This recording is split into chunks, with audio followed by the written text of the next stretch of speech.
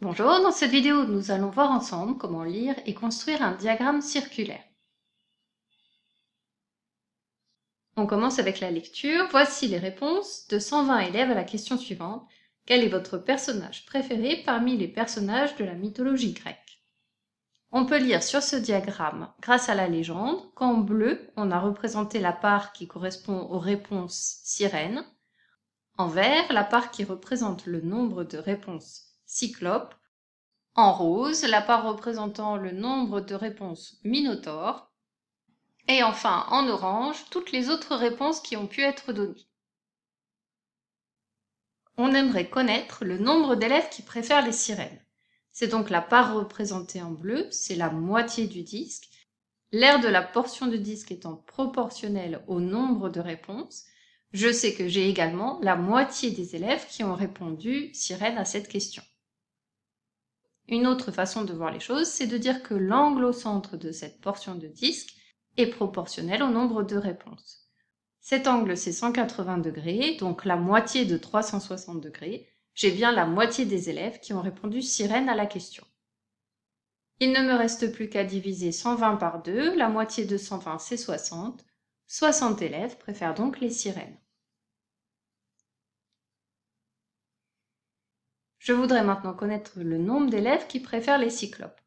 Ce nombre d'élèves est représenté par la portion verte, c'est le quart du disque, j'ai donc le quart des élèves qui préfèrent les cyclopes.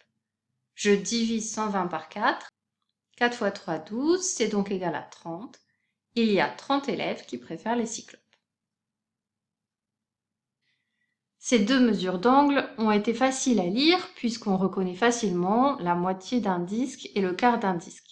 Parfois, c'est plus compliqué et on ne peut pas lire directement sur le diagramme. À ce moment-là, on a les pourcentages qui sont indiqués dessus. Comme dans cet exemple, on a interrogé 50 collégiens sur leurs moyens de déplacement. Les réponses sont représentées sur le diagramme, les angles au centre sont bien proportionnels aux effectifs, mais c'est impossible de retrouver ces angles à vue d'œil, il faudrait utiliser le rapporteur, donc pour que ce soit plus pratique, on a fait apparaître dessus les pourcentages. Pour connaître le nombre d'élèves qui viennent en bus, je peux lire sur le diagramme que ça représente 6% des élèves. Il ne me reste donc plus qu'à calculer 6% de 50, et je sais d'après mon cours que c'est 6 centièmes multiplié par 50. Pour calculer une fraction d'une quantité, j'ai vu 3 méthodes. Tu peux retrouver le lien vers le précédent cours dans la description de cette vidéo. 6 centièmes multiplié par 50, je vais choisir d'effectuer d'abord la multiplication. 6 fois 5, 30. Ça me donne 300 centièmes, ce qui est égal à 3.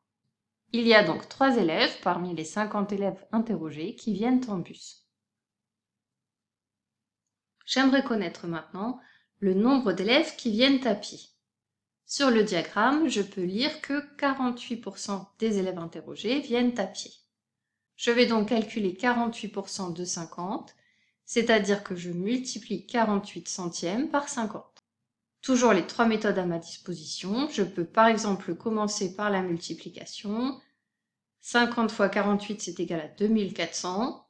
Et si je divise ce résultat par 100, j'obtiens 24. Il y a donc 24 élèves qui viennent à pied.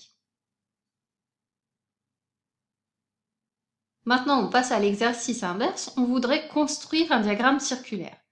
Voilà les résultats, par exemple, de l'élection des délégués de classe.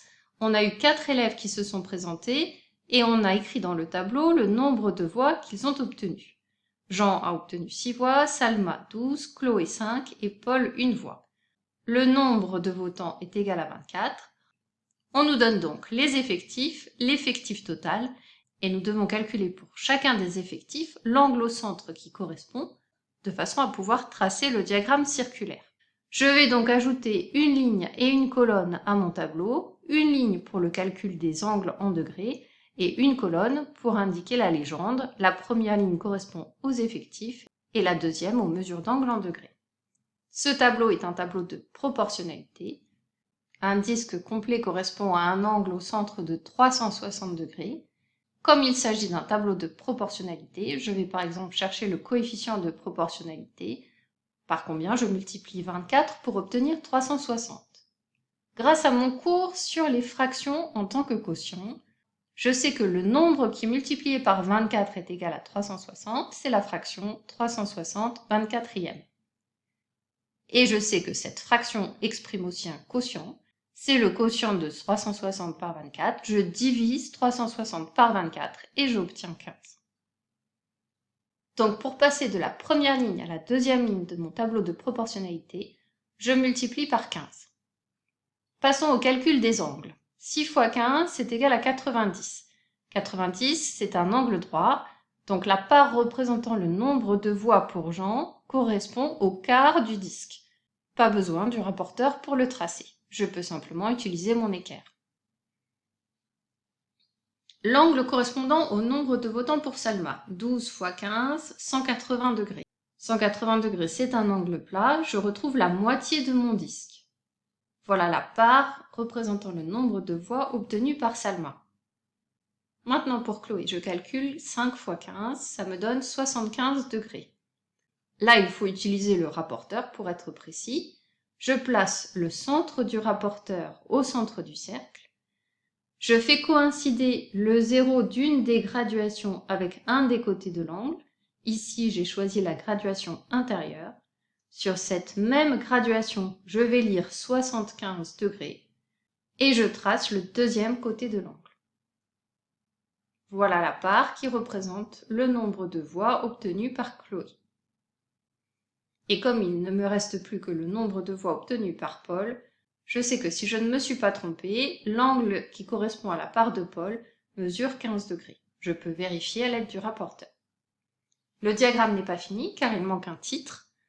Par exemple, élection des délégués, nombre de voix obtenues par les candidats, et une légende qui permet de retrouver à partir de la couleur la personne pour lesquelles les voix ont été comptabilisées.